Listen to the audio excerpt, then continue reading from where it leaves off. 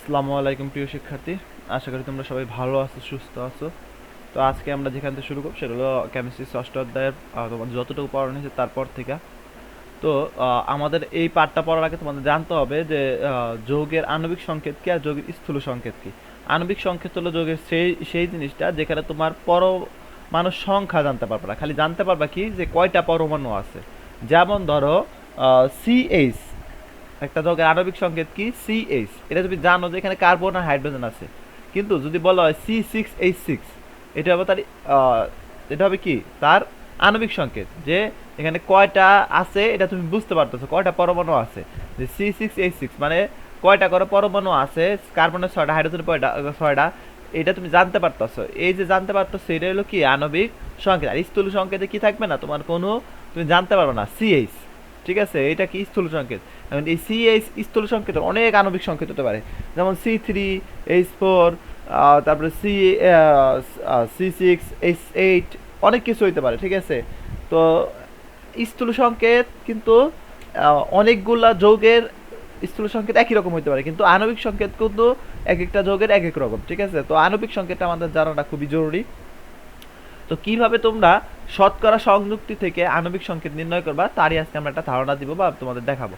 আচ্ছা, তোমাদের ফার্স্টে যদি না দেওয়া থাকে শতকরা সংযুক্তি, তাহলে তোমাদের আগে যেভাবে শিখেলাম শতকরা সংযুক্তি নির্ণয় করা, তো ওইভাবে শতকরা সংযুক্তি নির্ণয় করবা। আচ্ছা, নির্ণয় করার পরে কি করবা? পরে হলো তোমাদের এন এর মান নির্ণয় করতে হবে। এই যে একটা সূত্র আছে, দেখো এন ইজিক্যাল টু আণবিক সংকেত ভাগ আণবিক ভর বা স্থূল সংকেতের ভর। আচ্ছা, এখন আণবিক ভরটা তোমরা কই পাবা? এটা তোমাদের প্রশ্নে দেওয়া থাকবে যে কোন যৌগের আণবিক ভর কত, এটা প্রশ্নে দেওয়া থাকবে। তুমি শুধু স্থূল সংকেতের ভরটা বের করে ওইটাতে ভাগ দিয়ে দিবা। ঠিক আছে, যেমন ধরো এই যে এখানে করছে এন ইজিক্যাল টু যৌগের আণবিক ভর স্থূল সংকেতের ভর। স্থূল সংকেতে সি এর স্থূল ইয়া কত 12, আর হাইড্রোজেনের কত 1, 13।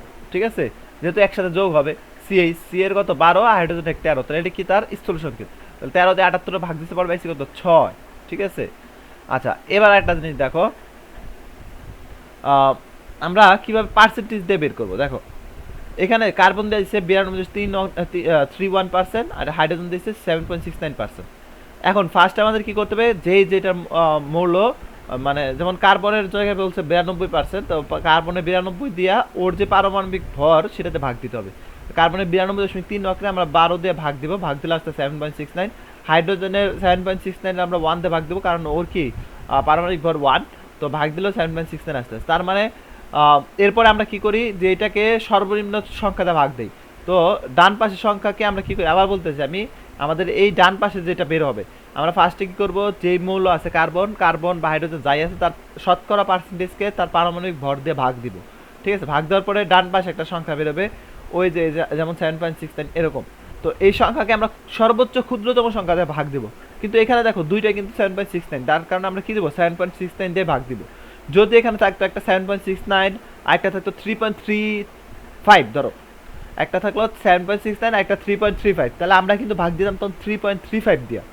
ঠিক আছে, কারণ আমরা ভাগ দেব কোন সংখ্যা দেয়া, এই ডান পাশে যেটা বাইরে হবে তার সর্বনিম্ন ক্ষুদ্র সংখ্যা দেয়া, তার সর্বনিম্ন ক্ষুদ্র সংখ্যা দিয়ে। এখানে যদি 10টা মান বাইর হয়, মানে 10টা পরমাণু থাকবে, যদি 10টা মান বাইর হয়, 10টা মানের জন্য আমরা আলাদা আলাদা সর্বনিম্ন ক্ষুদ্র সংখ্যাটাতে ভাগ দিব। ঠিক আছে, যেহেতু এখানে দুইটাই একই, তার মানে যে কোনো একটা ধরবো 7.69, তো ভাগ দিলে কার্বনের 7.69 ভাগ দিলে 1, হাইড্রোজেনেরও 1।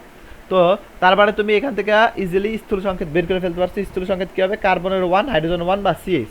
এখন সিএইচ এর ভর কত, সিএইচ এর ভর হলো 12 আর 1 যোগ করলে 13, তো 13 পাওয়া গেছো। আর আণবিক ভর বলছে 78, ভাগ দিলে 6, সুতরাং কাজেই আণবিক সংকেত C6H6, কারণ যেটা বেরোবে ওইটা দিয়ে আমরা কি করবো, ওই পরমাণুর সংখ্যাকে গুণ করে দেবো। আশা করি তোমরা বুঝতে পারছো, এইভাবে তোমাদের শতকরা সংকেত দিয়ে আণবিক সংকেত বের করতে হয়। এটা কিন্তু খুবই ভেরি ভেরি ইম্পর্টেন্ট, এটা পরীক্ষায় আসে এই জিনিসটা। আচ্ছা,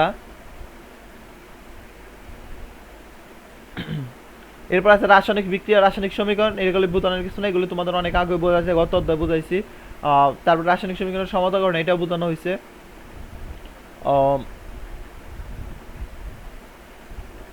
মোল এবং রাসায়নিক সমীকরণ। আচ্ছা, তোমরা জানো তো যে 1 মোল সমান কতগুলো পরমাণু, 6.023 × 10⁻23টি।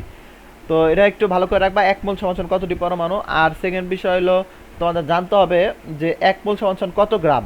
যে যে মৌল আছে ওই মৌলের অণুর সংখ্যা সমান সমান 1 মোল। যেমন ধরো ম্যাগনেসিয়ামের কয়টা ম্যাগনেসিয়াম অণুর কয়টা আছে দেখো, 2 × 24 মানে 48 গ্রাম। 24 কই থেকে আইলো? 24 আইলো ওই যে পারমাণবিক ভর, আর যেহেতু দুইটা আছে এর জন্য 20 24 ইকুয়াল 48 গ্রাম, ঠিক আছে। আবার অক্সিজেনে দেখো O2 মানে কত?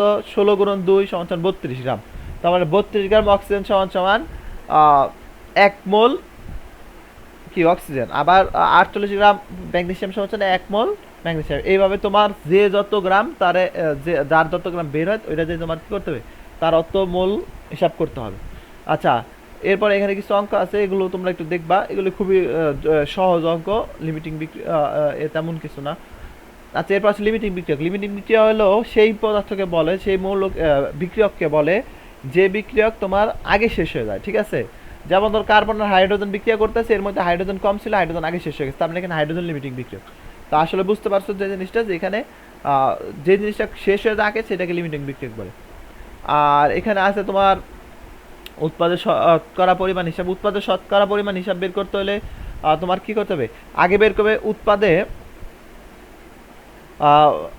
বিক্রিয়া হওয়ার পরে কতটুকু উৎপাদ বের হয়েছে, ঠিক আছে, মানে উৎপন্ন হয়েছে, কতটুকু উৎপাদ উৎপন্ন হয়েছে, আর তোমার উৎপাদ কতটুকু বের হওয়া উচিত ছিল, যে কতটুকু তোমার সমীকরণ দিয়ে বের হওয়া উচিত ছিল। তোমার ফার্স্টে কি করবে, যতটুকু উৎপাদ বের হয়েছে, ঠিক আছে, এটা কিন্তু লিমিটিং বিক্রিয়কের অঙ্ক।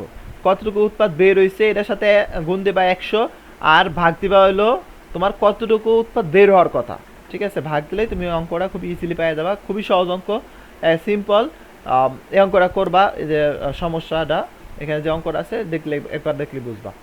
আচ্ছা, এই অধ্যায় শেষ, এই অধ্যায় তেমন কিছু আর নাই। তারপর যদি তোমরা না বুঝো কেউ, তাহলে আমাকে কোয়েশ্চেন করবা, আমি এই অধ্যায় সম্পর্কে তোমাদের ধারণা যথেষ্ট ধারণা দেওয়ার চেষ্টা করবো।